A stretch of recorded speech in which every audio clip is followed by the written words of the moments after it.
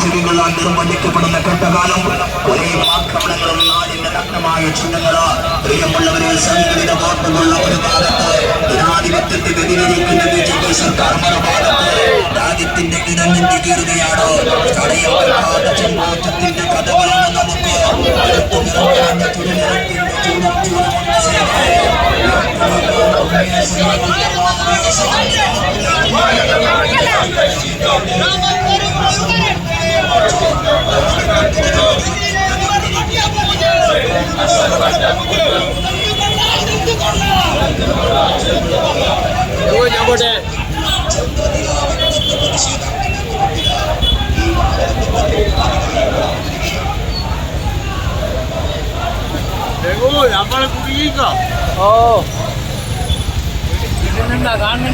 കേന്ദ്ര സർക്കാരും തെരഞ്ഞെടുപ്പ് കമ്മീഷനും ചേർന്ന് നടത്തുന്ന വോട്ട് കൊള്ളയ്ക്ക് എതിരെ രാഹുൽ ഗാന്ധി നടത്തുന്ന മാർച്ചിന് ഐക്യദാർഢ്യം പ്രകടിപ്പിച്ച് UDF കുറ്റ്യാടി പഞ്ചായത്ത് കമ്മിറ്റിയുടെ നേതൃത്വത്തിൽ നൈറ്റ് മാർച്ച് നടത്തി.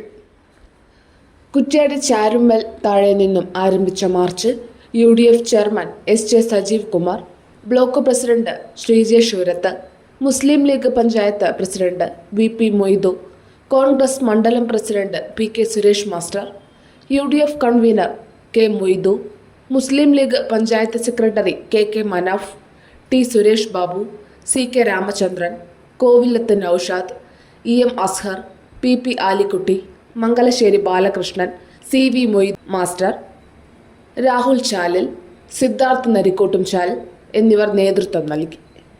തുടർന്ന് നടന്ന പ്രതിഷേധ യോഗം യൂത്ത് കോൺഗ്രസ് മുൻ ദേശീയ സെക്രട്ടറി വിദ്യാ ബാലകൃഷ്ണൻ ഉദ്ഘാടനം ചെയ്തു. ഒരു കാലഘട്ടത്തിൽ ലോകരാജ്യങ്ങൾക്ക് മാതൃകയായിരുന്നു ഇന്ത്യയുടെ ജനാധിപത്യം എന്നതെങ്കിൽ കഴിഞ്ഞ കുറച്ച് നാളുകളായിക്കൊണ്ട് ഇന്ത്യ രാജ്യത്തെ ലോകത്തിലെ ഏറ്റവും വലിയ ഭരണഘടനയുള്ള രാജ്യം, ലിഖിതമായ ഭരണഘടനയുള്ള രാജ്യം എന്ന് വളരെ അഭിമാനത്തോടു കൂടിയായിരുന്നു നമ്മൾ പറഞ്ഞിരുന്നെങ്കിൽ ആ ഭരണഘടനയെ പൂർണ്ണമായി കൊണ്ട് അട്ടിമറിച്ചുകൊണ്ട് ആ ഭരണഘടന ഈ രാജ്യത്തെ പൗരന് അനുവദിച്ചു നൽകിയിട്ടുള്ള ഏറ്റവും വലിയ അവകാശമായിട്ടുള്ള വോട്ടവകാശത്തെ കൊള്ള ചെയ്തുകൊണ്ട് ഏത് വിധേനയും അധികാരം നിലനിർത്തി പോകുവാനുള്ള പ്രവർത്തനങ്ങളുമായി കൊണ്ടാണ് ഭാരതീയ ജനതാ പാർട്ടിയുടെ നേതൃത്വത്തിൽ, നരേന്ദ്രമോദിയുടെ നേതൃത്വത്തിലുള്ള ആളുകൾ ഇന്ന് മുന്നോട്ട് വരുന്നത്. നമുക്കെല്ലാവർക്കും അറിയാം, കഴിഞ്ഞ 11 വർഷക്കാലം രാജ്യത്തിന്റെ അധികാരം BJPയുടെ നേതൃത്വത്തിൽ നിലനിൽക്കുകയാണ്. തുടർന്ന് അങ്ങോട്ട് ഇന്ത്യ രാജ്യത്ത് നടന്നിട്ടുള്ള തെരഞ്ഞെടുപ്പുകൾ ഓരോന്നായിട്ട് പരിശോധിക്കുന്ന സമയത്ത്, പല തെരഞ്ഞെടുപ്പുകൾ നടക്കുന്ന സമയത്ത് അവിടെ ഇന്ത്യ മുന്നണിയുടെ നേതാക്കന്മാർ സംസാരിക്കുന്ന പൊതുയോഗങ്ങളിലേക്ക് ലക്ഷക്കണക്കിന് ആളുകൾ കടന്നു വരുന്ന സാഹചര്യം ഉണ്ടാവും. അവിടെ ഇന്ത്യ മുന്നണിക്ക് അല്ലെങ്കിൽ അന്നത്തെ അവിടുത്തെ BJPയുടെ സർക്കാരിന് എതിരായിക്കൊണ്ടുള്ള അതിശക്തമായിട്ടുള്ള ഭരണവിരുദ്ധ വികാരം ഉണ്ടാവാറുണ്ട്. പക്ഷെ തിരഞ്ഞെടുപ്പ് നടന്ന് വോട്ടെണ്ണുന്ന സമയത്ത് വീണ്ടും BJPയുടെ ഗവൺമെന്റുകൾ അധികാരത്തിൽ വരുന്ന ഒരു കാഴ്ചയാണ് കഴിഞ്ഞ കുറച്ച് നാളുകളായി നമ്മൾ കണ്ടിട്ടുള്ളത്.